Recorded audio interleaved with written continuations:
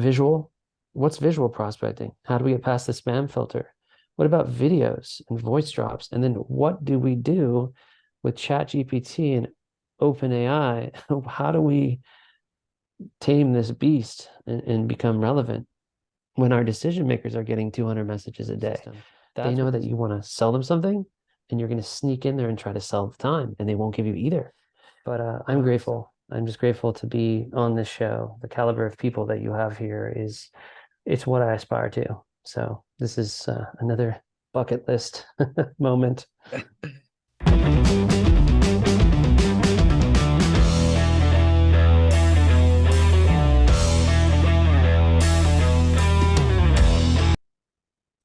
Hey, Justin, thank you so much for being our show, Moments with Masters. And before we dive into our conversation, I would love to introduce you to my audience.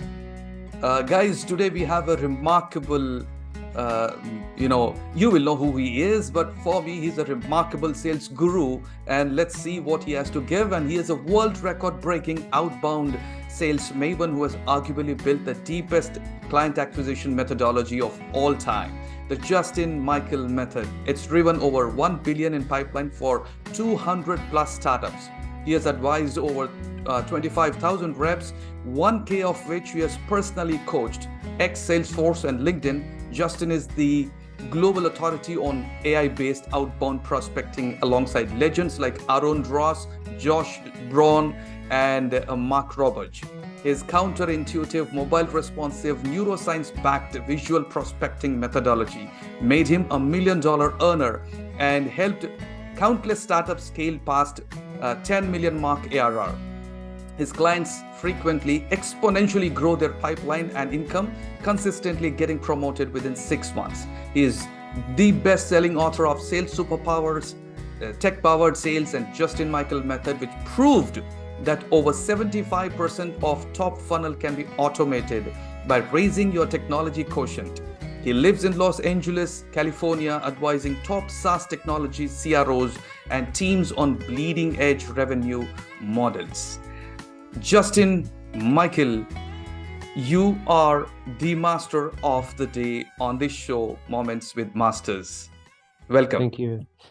Thank you, Ranjan. Thank you for having me. And that's an amazing intro. And it's been a real honor and privilege to get to somewhat lead the revolution of automation. I want to thank my mentor, who's Tony J. Hughes. If you haven't heard of him, he's based in Sydney, Australia, and I went looking for him, I think about 12 years ago. And I found a lot of these methods by going back far into history and looking into strategic selling. And I was also trained at Salesforce over a decade ago by Todd Caponi. And Todd has a tremendous book called The Transparency Sale. And he is a historian of sales. And what's really fascinating with everything sales oriented is most of the methods that are used by 400 million small business owners and 11 million tech sellers literally were current as of 1910. And he's got these ancient books and you read them and they're still so contemporary. But where I've spent my time is I got a hold of some venture capital money, a few $1 million, and I tested with an amazing team of engineers 5 million emails on 100 concurrent software as a service customers at once. And that's where a lot of the experimentation into linguistics, communication, game theory, neurolinguistic programming, social science, relationship dynamics, behavioral psychology, it was a test bed to understand what makes people respond to cold email, cold text, visual prospecting, outreach over any medium. So that's where I kind of came up with all this stuff. And my first book, Tech Powered Sales, it was a bestseller with Tony Hughes. And we were 2 years ahead of predicting ChatGPT, artificial intelligence buying and selling. But once I released it to the world for the last few years, I realized that people didn't always have the funds or the approval or the management structure to be able to do this stuff. Right? It's like, hey, I want to go buy $5,000 worth of like sequencers and automators and all this artificial intelligence. And I realized people needed a new way to communicate and a new way to think about sales itself.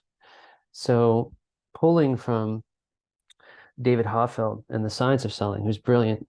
There's a word called heuristics, and it's used in programming. And I use it to describe a meta layer over linguistics, a series of shortcuts. Seems like a big word, heuristic, kind of get fuzzy hearing it. But what I've established is a method of communicating that will work no matter how much technology is released. So this book becomes more relevant every 10 years. In fact, 20 years from now, the book I've just released is more relevant. And that was the hardest part of writing it, is writing it from the future. And probably that's the reason, like you in your book Sales Superpowers, you recommend for all sales experts to read more about human nature than the technicalities of the sales, which always keep on changing on the outside, but the human nature, it continues to be that. It's true. So, I've always been a big fan of Eckhart Tolle and Tony Robbins, and I had a chance to meet Rhonda Byrne, who wrote The Secret. But recently, in the last 2 to 5 years, running into the work of the Trinity of Being, they're being called, of uh, Hardison, Chandler, and Litvin, has had a dramatic impact. But I also saw a chasm between the life coaching and business coaching elements and then the serious B2B sales methodologies. And I found that it would be really interesting if there's a jazz fusion of somewhat metaphysical spirituality practices with, the secular hardcore techniques and tactics of just client acquisition. And so rather than take from that, I went and rethought it and reimagined, well, how did I do that over the last 20 years? How did I stay positive? How did I visualize and attract what I wanted to happen? And what is a system that I can give to people if they're time poor or equipment poor, they don't have the right company, the right boss, and still, how can they double their money? Because at least for sales technology, 11 million people get paid half of what's on the contract. They get a base salary, and then it's feast or famine to get that, upper money. And only 20% of salespeople hit quota. And it's really dire. And then there's all this whiz bang technology to like automate it all, but they can't get it. So we've solved that here. And what I have done is I've broken the top funnel into 7 pillars, and I've challenged and reimagined those pillars. So think about it. First, you got a target, and then that's about, time management, trigger events, and targeting. That's one. Then email. I reimagined that. Cold calling and phone. I reimagined that. You got social selling, LinkedIn. How do you do that? I reimagined that. You can't just pitch slap people. You need to have a dialogue. It's a chat flow. LinkedIn's a chat platform. Um, Visual. What's visual prospecting? How do we get past the spam filter? What about videos and voice drops? And then what do we do with ChatGPT and OpenAI? How do we tame this beast and become relevant when our decision makers are getting 200 messages a day? That's what this book does, and it holistically solves it. The results have been incredible. I had a client, Luke Shalom, he did 200 grand in earnings in 1 year from what's in the book in one chapter, The Fourth Frame. Juan Correa, who I used to advise a team in Medellin, drove 3 million in pipeline in 90 days. This guy, JC, got 76 meetings in 19 days using this. So those are real testimonials. You can talk to those people, get the book, apply it, fix the opening problem. Opening is the new closing. I'm droning on, sorry. Exactly. Can you elaborate a little more on, your shift in your mindset and you being a being-centered leader and creator? How did you blend it with the technology, the study of technology, your research, and then creating all these books which are super focused on leveraging technology to create results? Yeah, so underneath all of it is, I think, a love of people that I Mm. cultivated. I collected baseball cards as a kid. And the way I stayed in sales for 20 years is I just started to be curious, and the curiosity kept me. But when I found the missing ingredient of service, and that's why I'm calling this service-based prospecting, and you see this in the Go-Giver, and you see this in the work of the Trinity and the being coaches, to me, I'd been clued into Wallace Wattles and the Science of Getting Rich and Charles Haanel and Wolfgang von Goethe and James Campbell and Emerson, all these neo-transcendentalists from the turn of the century. But I was really enamored by Neville Goddard and some of those processes. So I released a secret paper called Musifestation, which could become the Justin Michael Method 3.0. We'll see, which we're seeing this in books like 10X is the new 2X, or just the idea of really thinking impossible dreams. And then, like Werner Erhard states, creating a future from the future, Yes. not from the past. And I know Steve Chandler has referred to that work as well. But for me, I always had a profound sense and compass, like there's more for me. So I was in a sales training, actually in a snowstorm in Chicago, at Salesforce, and I was doing like the Challenger sale training. And that was the day I found Tony Hughes, my mentor. And I was like, well, who's challenged this idea? And I found a YouTube video and it had like a few hundred views. And I reached out to him in Australia and he took me on to mentor me. And after 10 years, he built up to 300,000 followers. And he's one of the top 5 B2B strategic selling people in the world. And through him, I got the first publishing deal with HarperCollins and then got a Wiley deal. And then this new book is with Jeremy Jones. It's been tremendous. Uh, when I was 10 years old, my teacher in school said, hey, of 5,000 kids who've come through this elementary school, you're the best writer. And I won a poetry contest, all this. I didn't write a book till I was 40. I waited 30 years. So my message to everyone is don't die with your music still inside you, you know? You have Yes. talents and you have gifts. And if everyone is telling you you should do that, do it because you may become wildly successful doing that, which is interesting. So my first book did well. It was a bestseller. But this book that I've released right now, as we're speaking, is a black swan. Like right now, the top book on sales in the world are my 2 books, and they're both #1 at once on Amazon right now. And if that's not a testament to realizing a visualization, I don't know what is. Losing my words here. Absolutely. Um,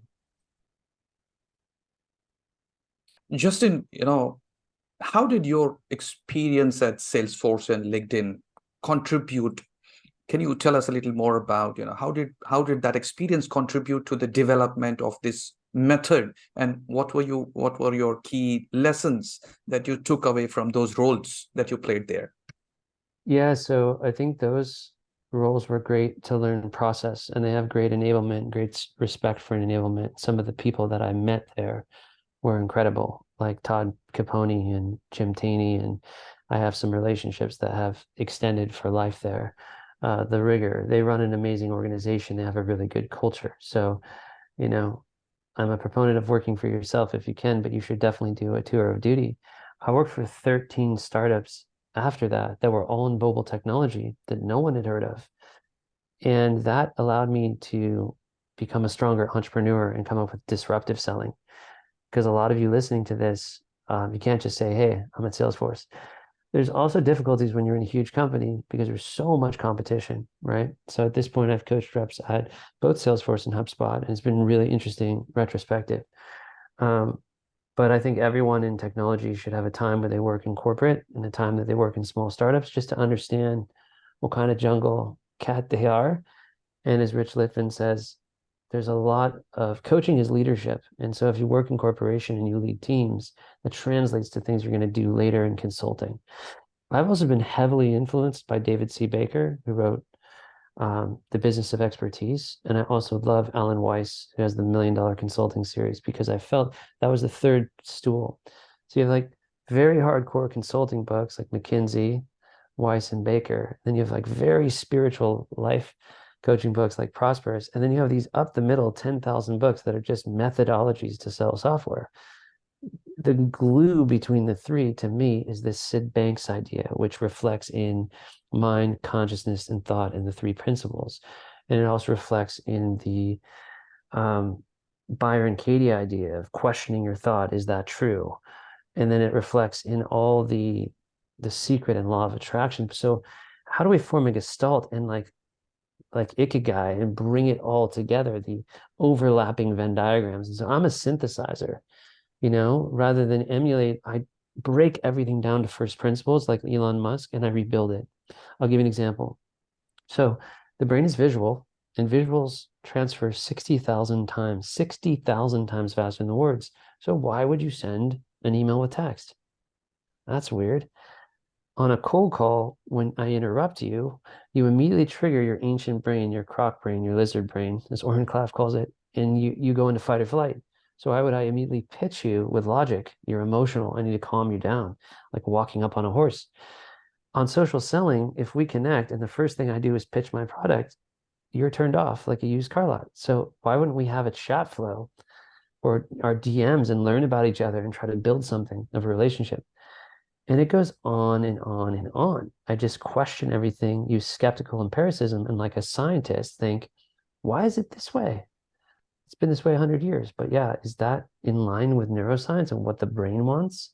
Not really. And then I would just test things until it worked. And weirdly, the way I open every phone call is I just say the name. So I'd say Ranjan Kumar Varanasi. And maybe you'd say it's close, but now we're having a conversation because the full name is the most beautiful sound in the human language, according to Dale Carnegie, and that's how I cracked cold calls. When I cracked my cold calling technique, I was 27. I'm going to be 44 in January, and I did 36 deals on the first call. But that's not possible anymore because there's usually 11 decision makers in the buying community.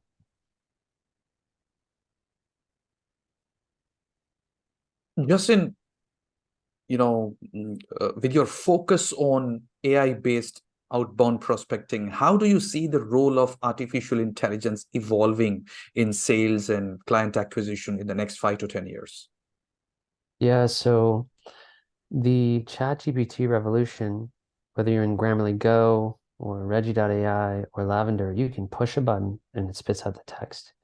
But the quote I keep bringing up over and over is, "I saw the angel in the marble and carved until I set them free." And this is Michelangelo. If you're using AI to generate communication, so is everyone else. And I call this homogeneous GPT. It's vanilla. It's all the same taste and flavor. If you think of your favorite ice cream and you go a lot, all the flavors kind of have that base vanilla taste, right?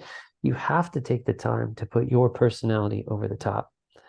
And now we're not just in a world of personalization. It's what I call hyper P, Hyper which is person. Yeah. hyper personalization. And that Mhm. is, Ranjan, I listen to your podcast and I listened to minute 3 and 45 seconds. And when you compared, coaching to the, evolution, you're like, this is an exact insight. And you're like, whoa, a machine couldn't do that. Well, it will be able to, but we're not there yet. So now you got to slow down. The list is the strategy, pick the right targets and prove to them that you're human because you got to be better than the machine. And there's a lot of tricks to do that I share in the books. Absolutely. Having advised and personally coached over 25,000 reps, what common challenges do you observe in sales teams, and how does your coaching approach address these challenges? Yeah, so I'll correct that stat. That's probably on me in the bio. So I've probably coached 1,000 people and I've worked with 200 startups. It's still massive because I was a team manager as well, and I was a VP and director and RVP and GM. So, but I open sourced the Justin Michael method through the 17 codices or codex guides, and I put it on Reddit, and it got downloaded by a stadium full of people. Um, and so the question is like, what have I learned from mass coaching like that? There's a Yeah, lot. So, yeah, yeah. so I think the biggest thing is I actually compared myself to Bikram from Bikram Yoga and Mm, like martial artist. And I know he's controversial, so keep the controversy out. But his gift that allowed him to get to that style, and I say this humbly, is he could look at the human body and he could say, okay, Ranjan, your hips out. You had a hip replacement. He could look at you and he could see what kind of yoga you needed. I have done 20,000 hours of cold calling. I can mm, listen in the first 3 seconds. You're heavy breathing, you pause there, there's an uptone, like little micro nuances. So, like as a mm, tactician, you know exactly the way the communication works. That's really interesting. I have the ability to sit with someone and read exactly what is off on the tactical level. Now, the evolution for me has been going deeper to how they're thinking, how they're being. And, initially my coaching was very tactics based, it was sales training. But over time, I realized that just changing the physical universe was not enough. I had to mm. understand how they were thinking, and then it became identity. And so, what's interesting and unique about me as a coach is being hyper, like mega successful in B2B sales is rejection dense. You make 100 calls a day and like 97 people shut the door on you. And you can't let that bother your state of mind. So you really need to have like a strong self-belief and not take that negativity with you or you'll burn out. So I help people decouple from that negative sport, that money ball, and to figure out who they are. So if like a prospect's really mean to you or vicious even, well, you might think like, you might have a negative thought about them. But if you're really trying to serve, you think empathy, and you think, wow, they're having a bad day, and then it just bounces off you. And that's a superpower. That's your Teflon. I'm going to serve you, and you're freaking out. It's like seeing a child that's having a tantrum. You no longer approach people with that level of judgment. Um, People hold themselves back. The concept of hedonic adaptation or the hedonic treadmill. When they get very successful and make 1 million a year, they spend 1.3 million. They over leverage. We saw that with the housing market, right? When people win the lottery, they get $500 million and they go bankrupt. So it's like the baby elephant that Jack Canfield talks about. They're holding themselves on that little piece of string and they get to be a big elephant and they're still stuck. So people sabotage themselves. Mm. And I think this may be in a Chandler book or Living book is I tell them you can never get enough of what you don't want. And people hold themselves in the limitation in that zone. So, there's a tremendous idea in the David C. Baker book that I loved, which is called market validation. As you go and coach or consult or sell your products, and you get more and more positive testimonials, it builds your self-belief. The only other way to change yourself fundamentally is psychotherapy, and I've had a ton of that, luckily. So what am I trying to help people do is use the techniques to be suddenly more successful here. They start to get validation and it starts to build their belief and their being. And it's interesting. That's why it's really cool what I get to do because my coaching and training is very tactical, but it's very spiritual. And I'm connecting the two worlds together. Wonderful. What's your experience, or what's your opinion or take on inbound marketing? So yeah, so it's really interesting because I think it's powerful. I obviously write a lot of books and I do post to some degree, but I think that stuff lends to credibility and is gravy. It's like icing on the cake. Pretty much all my business I'm generating, and even like appearing on this podcast, is because of people I reached out to, or it's outbound. But I'm not even sure about that. Like, how did you find me? Was it inbound or outbound? Did I reach you or did you reach me? I reached out to you. How did you find me? I don't remember, but I think I saw one of your posts or something, and then I read about you, and then yeah, maybe okay, maybe Townsend Waterloo, because I'm working with him, and Cool. Okay. so yes, I heard about you in one of his sessions, and that was the reason, and then yes, yeah, so that's how I found you. We are all interconnected. In 2011, I was 31 and was looking for the best email systems, and a template went around called the Townsend Wardlaw template. And it was something about, I think, emails and different rebuttals, and it was something for cold calls. He came from a sales background too. I think tech, entrepreneurship, something. I don't want to sell him short because he's definitely masterful at what he does. And we've stayed friends and kind of reconnected about these themes, and he's doing really interesting things. So, yeah, I get lost in thought on this, but inbound can work, but it's supplemental in my opinion. Just like I think that email is supplemental. Mm, Human to human is everything. In yes, this day and age, it's hard to get the connect rate. So if I call you on the phone, maybe you're not around. I leave your voicemail, you get visual voicemail. But I can go on LinkedIn one to one and send you a video at this quality. I can leave you a voice drop. I can leave my voice in your LinkedIn. I can exactly. send you visuals that I personalize to you, like Venn diagrams or product marketing elements.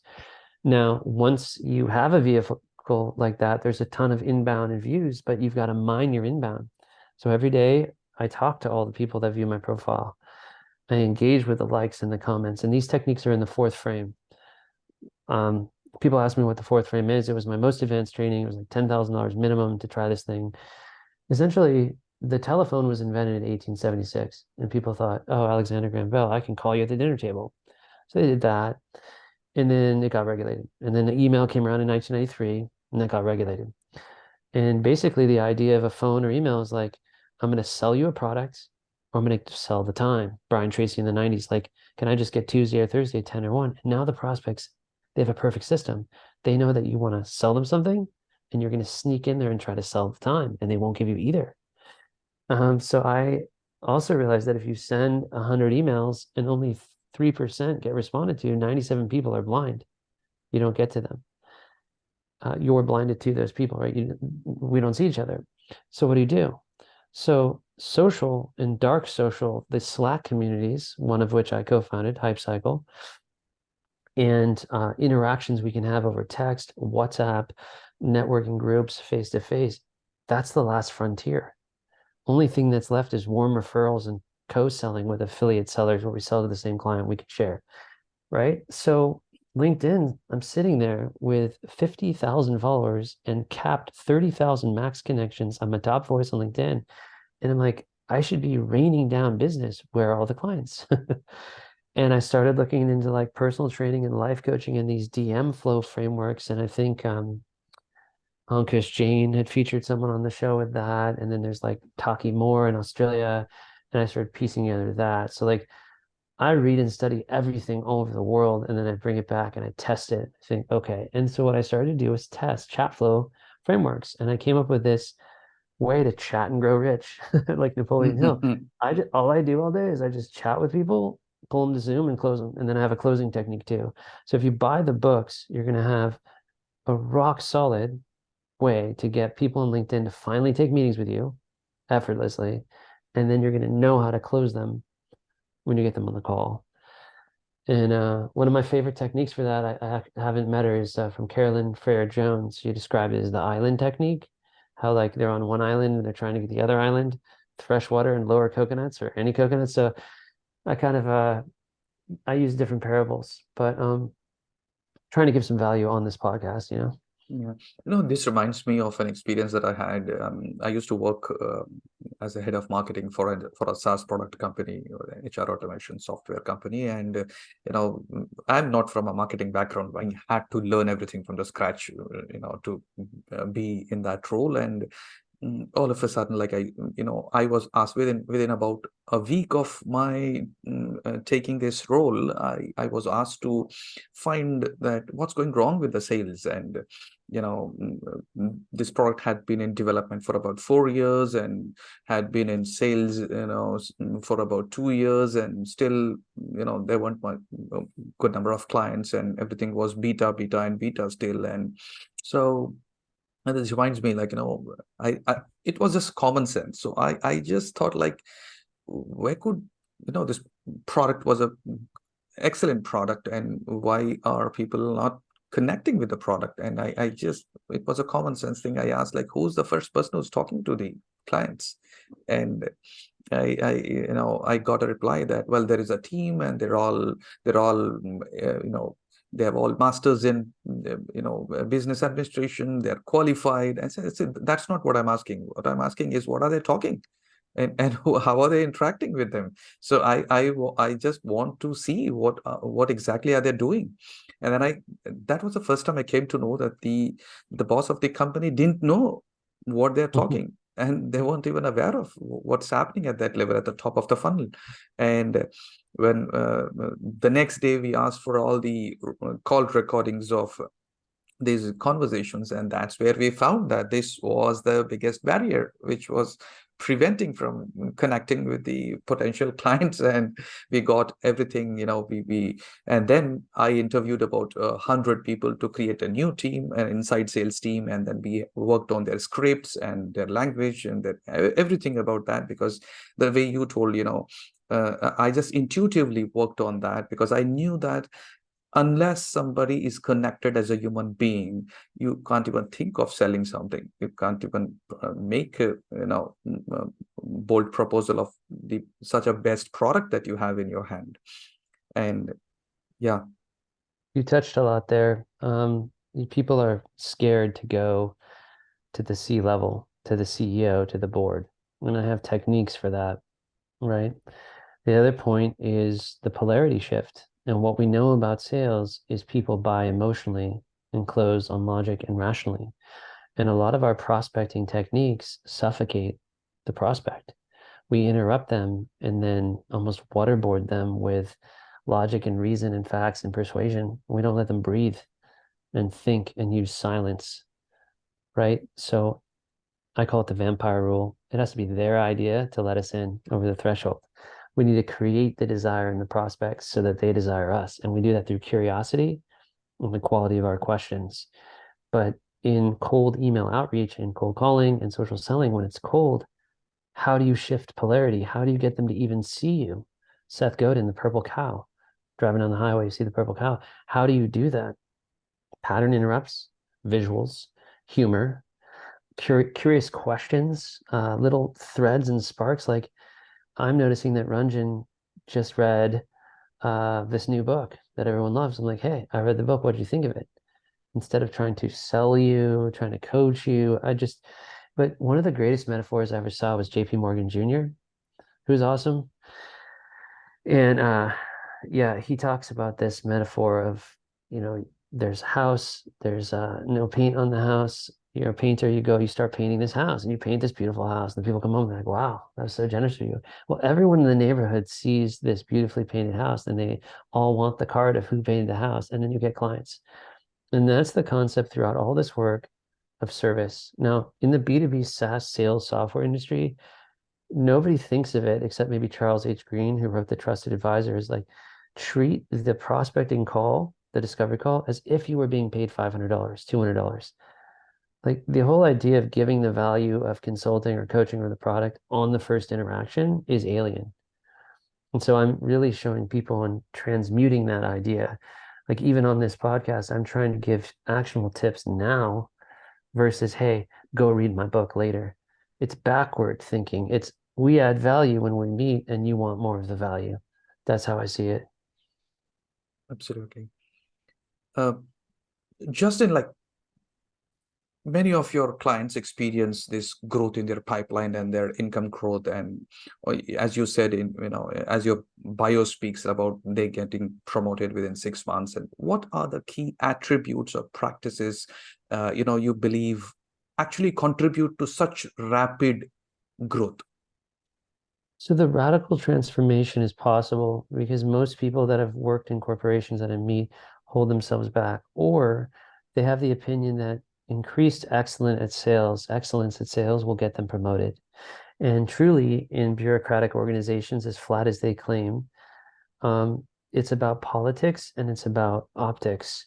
And so sometimes the better and better you get at sales, they just raise your quotas and raise your targets and they just keep you in the role like Sisyphus pushing that boulder. So you have to kind of network internally and leverage moving up. And I talk about that in the second book about, interviewing, getting hired, scaling, getting promoted, doing side hustles, all that sort of thing. I think I empower people. I think people tend to work on their talents in this world and they miss the gift. So I was 27. I met with this guy, Ron. He's worth tens of millions in the plastics business. He used to sweep the plastics floor. Horatio Algar story. And he'd say, Justin, your gift, your genius is communication. I'm like, well, thanks, Ron. I can't make money with that. Like, what am I going to do? Right. But I went off and worked on all these other talents and things to try to make a living. And then I ended up like the alchemist coming around and figuring out that teaching people how to communicate through the lens of B2B sales, through coaching, through consulting. Now I've been helping people launch consultancies and helping people get into coaching and do a side hustle and kick off, 5, 10, 20,000 a month on the side. But a lot of people just sheerly get promoted.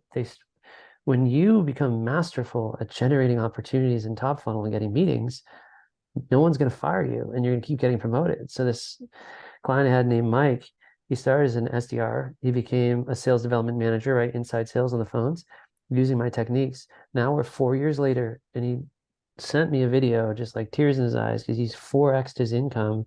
And he says like, it's all your techniques and my ability to just have the confidence and mastery of this skill. this ability. So that's why ability and confidence increases. And maybe like the baby elephant we talked about, they break that. They get through that limiting belief. A lot of coaches say, let's shatter your limiting beliefs and your money fears and all this stuff. And they look in the past for that. But if you can increase the skill level and get that social validation, that's like a really interesting process to break through. I'm actually have a co-founder named Julia Nimchinsky, and we saw her invention, this idea called hardskill.exchange. It's a skill building coaching marketplace that we've launched. So check that out, hardskill.exchange. Shameless plugs over. This is a different perspective that I want you to share something on. Justin, most of the people from sales teams, they are like outward focused. They're looking for solutions on the outside, and this concept of inside out, working, and even owning the value of their own work. And I'm talking about maybe coaches and all experts and sales teams. So what have you done personally to own the value of your creation and own your own worth? Yeah, I mean, when I turned 40, I decided to work for myself and I had an epiphany. And it was, wait a second, I can make tens of millions of dollars for other people, you know, some evil mega corporation.com, or I can work for the startup of myself, Justin Michael Inc. Hmm. And then I was terrified, like, well, what if I don't succeed? And then my first calculus, well, like, if I'm advising you how to raise your revenue or get clients, worst case, I can get on the phone myself and I could sell that product and drive you the business, right? Absolutely. But then I realized if I was going to bank on one company for the rest of my life, is it going to be another company or myself? And then I realized if I Hmm. couldn't pick myself, that's really an insecurity. That's really a limiting belief. So I chose myself and then kind of, burn the ships, burn the boats. I went for it. And an incredible delivery. The first few months, I made like 9K. I remember this trainer from Australia is like, you're going to make, $1 million doing this someday. I'm like, yeah, right. I'm at 9K. And I started to realize that the techniques from traditional sales training didn't work for building coaching and consulting. So I kind of goofy footed the surfboard. I flipped around and rode the snowboard the other way. And by month 4, I had my first 100K day. And then, had my first 200K day. And it just changed my life. But like this other well-known coach named Ian Cognac sent me this book, Go Giver by Bob Berg. It's very famous, this Go Giver philosophy. And that was really confirming because I realized that the real shift for me to attract wealth was a service basis. When I get on phone calls with clients, I kill the profit motive. And Hmm. Melissa Ford has a brilliant book about this, about living service, Melissa Ford. So basically, I play this game that she came up with, which is, but I take it even more severe. I'm like, you know what? I'm never going to close this person for the rest of my life and never make a dollar, but I have to help them right now. So how would I do it? And then I solely focus on helping them. That's it. And there's no money motivation. And that's been really powerful for me because when I finally shed the profit motive, that killer instinct of the shark or the wolf to close, that was the renaissance. That was the cave that I feared, to just show up, be present with a human, help them deliver value without any need for recompense. I learned this from this. I think one of the videos of Gary Vaynerchuk, where he says, it was about you can fix it, or I think one of the videos where he shares that, you know, uh, yeah, I do business, but when I'm creating content or I am being, I am connecting with somebody, I don't have an intention to sell something. I'm there to serve. And even a piece of content that I create, I am there fully to serve. That's what I believe in. That's where I start my creation from.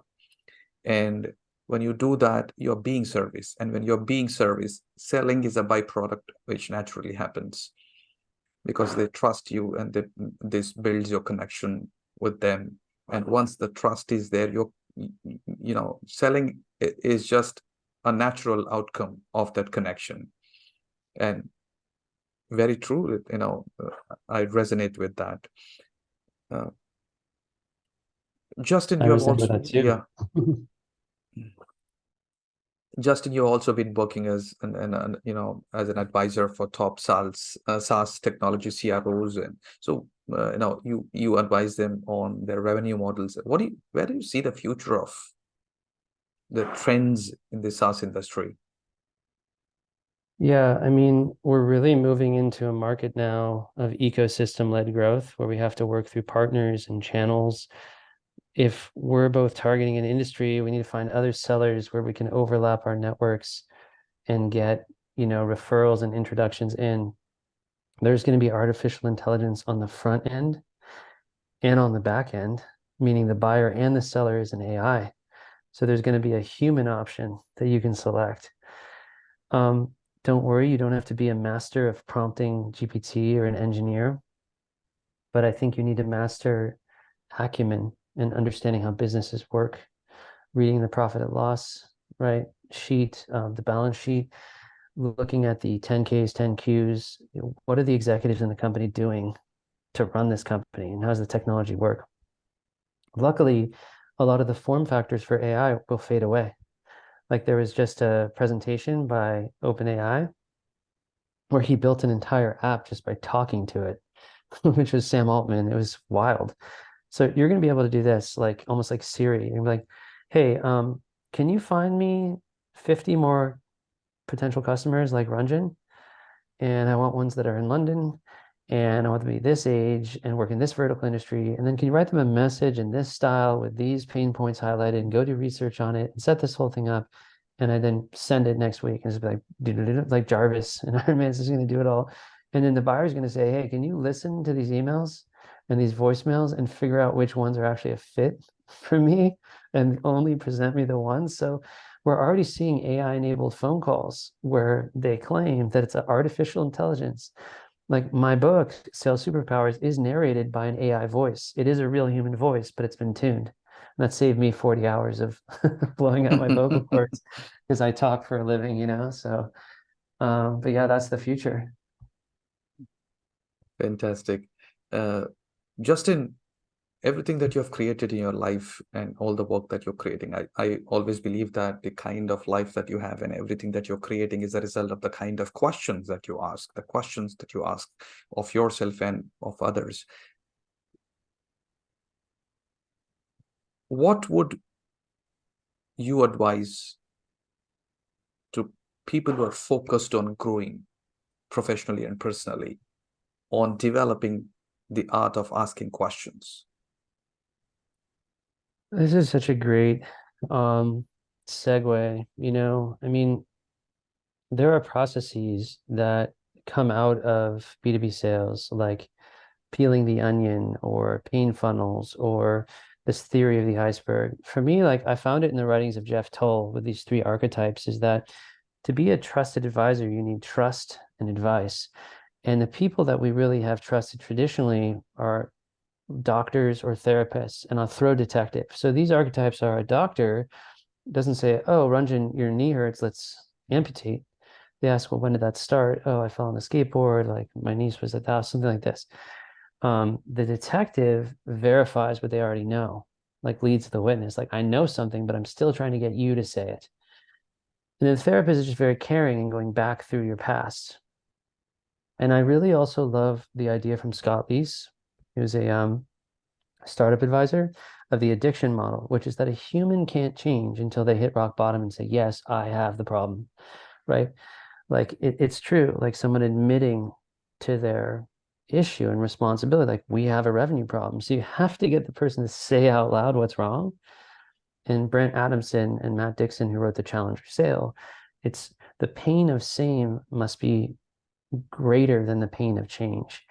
So I think all three of those models will influence the kind of questions you ask. Again, you need an operating system. My books are operating systems because from the foundation of how you think, what to do and what to say, it's eternal. There's infinite improvisation if you think strategically, if your mind is right. And that's why my books, although they have a lot of examples and possible templates, it's more to showcase how you implement strategic thinking. And with such a fast-paced evolution that's happening in the digital communications and digital world, uh, what you know how do you approach adapting to these changes in the communication preferences and technologies?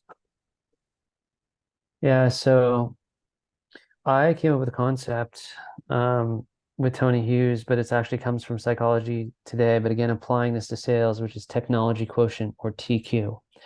And that's distinctive from EQ and IQ. And you know what? We can improve all three. Technology quotient is you start learning to drive a car and you start with signal check glance and it's all kind of wonky. And then suddenly it's right, you're unconsciously competent and you can drive that car. So if there are 100 sellers that have the equal amount of ability or 100 coaches or 100 consultants, but you have mastered how to do the automation, work with AI, automate your phone calls. If you've mastered this overlay of technology, your efficiency goes through the roof, right? One seller can have the power of 100.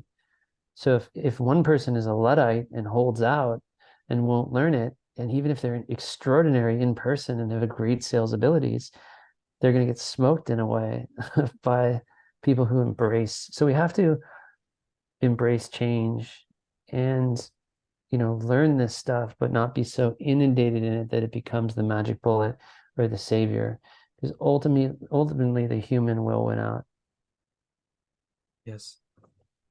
And uh, I would love to listen a little more about your interpretation of what we spoke about earlier, creation of future from the future. What has been your interpretation of that and your understanding, your execution, or your how did you put that into action? But I think that comes under the auspices of having faith and believing in something greater than yourself, but harmonizing with that vision, whether you look from a quantum mechanics entanglement perspective or just, visioning and goal setting.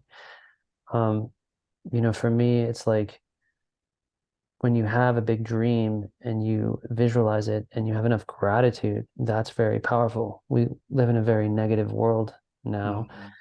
And so if you're constantly thinking like, one day I'll have that or I'll hit that goal, you basically attract needing the goal or thinking of the goal. You're never in that state. So like what I'm doing with that musical visualization process, musicification, is I'm putting myself into the feeling, the emotion of the future and the gratitude and allowing that to kind of change the parallel universe that I'm in. Now, brain science calls this the RAC, the reticulating reticular Reti- activating system. Activation system, yeah. Yeah, and so that's like we've got this supercomputer that's 2 million years old, that's like 200,000 years old in the neocortex, and we use like such a small percentage of it, but it's always running.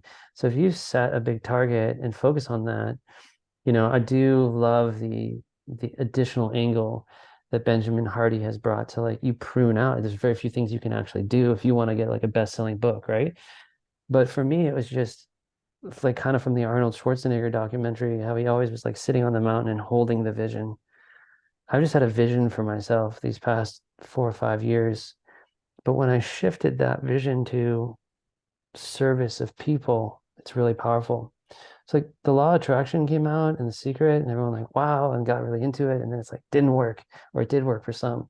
And that issue was that they were focusing for themselves. If you want your dream more for the other person, that's how you attract it.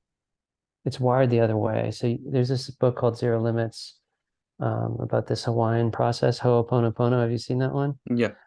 Joe Vitale, who's in this, it's a Yovatala. beautiful book, Yes. but Yes. all these books are saying the same thing, right? And Zig Ziglar was like the godfather of sales Uh, motivation. Said if you want it bad enough for other people, if you help them get what they want, you will get what you want. And Wayne Dyer has amazing quotes on this too. So visualize what you want, be grateful for it as if it's already happened, and then turn it around and want it for someone else.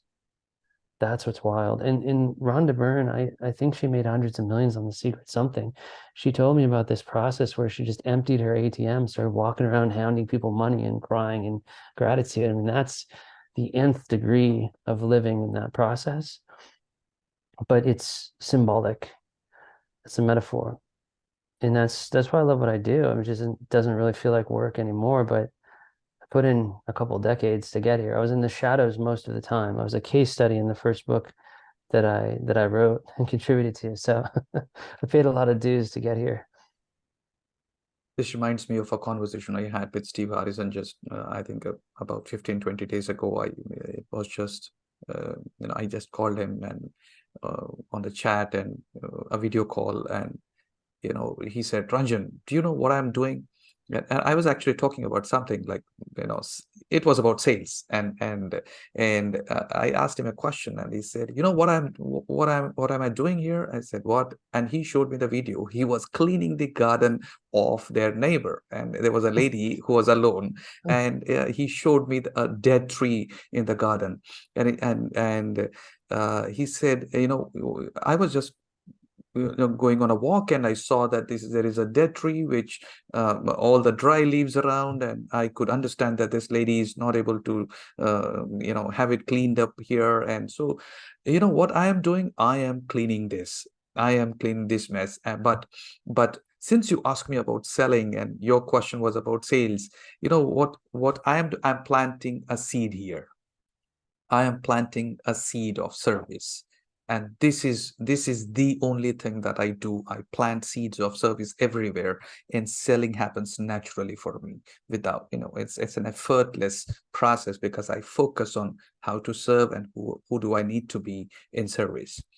And yeah. It's true. So I was inspired by Radiohead. I came out of, various aspects of the music business and marketing and music production. And when Radiohead released an album for free to the public, they ended up making more on that album. So, Alex Hormozy, everyone knows now, it's like, give away the method, sell the implementation. I put out these 17 codex guides and they went nuts on Reddit. And to this day, people come out of the woodwork and like, oh, I rebuilt my whole business. I succeeded with this thing, just open source, kind of anonymous.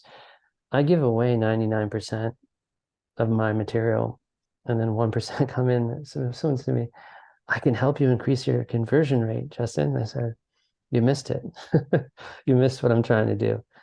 I was encouraged by my co-founder in two projects, Julia, to codify this book for posterity, for legacy, because it was kind of like Eddie Van Halen with two-handed tapping. A lot of people in the software outbound prospecting industry worldwide had just taken the codexes, repurposed them as their own and copied them and plagiarized them, which was fine. It was open source, but they never attributed.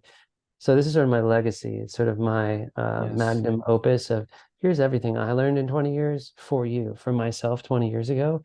Take it or leave it, and I've done the reps. I've done thousands of miles on planes. I've done, tens of millions of dollars of business deals. I've been hired. I've been fired. I've been through the hard knocks. I've had next to nothing living check to check, thinking like I was just going to quit this game altogether. And so this will streamline what you need to Yes. do. There's wisdom in this thing that I've also brought from the masters. I'm standing on the shoulders of giants. I've gotten to interface with people like Mike Bosworth and Aaron Ross and Anthony Iannarino, and I'm not sure your audience is as familiar there, but certainly software salespeople will be. And it's been awesome. It's been a privilege to write this. It's been an amazing conversation with you, Justin Michael. You you just shared all of the secrets. It was so A few. simple, and I think this conversation itself is worth 100 books. And the wisdom that you have shared from all these years of experience, I think this is so valuable for everybody who's going to listen, watch, and listen again and share it with all their loved ones. This makes absolutely magical conversation with you. Thank you so much for being on my show, Moments with Masters, and you truly are a master. Thank you, Ranjan. I appreciate you. Thank you If so uh, much. if I'm grateful. I'm just grateful to be on this show. The caliber of people that you have here it's what I aspire to. So this is another bucket list moment. Thank you so much, Justin. Love you. Namaste from India. Thank you so much. Grateful.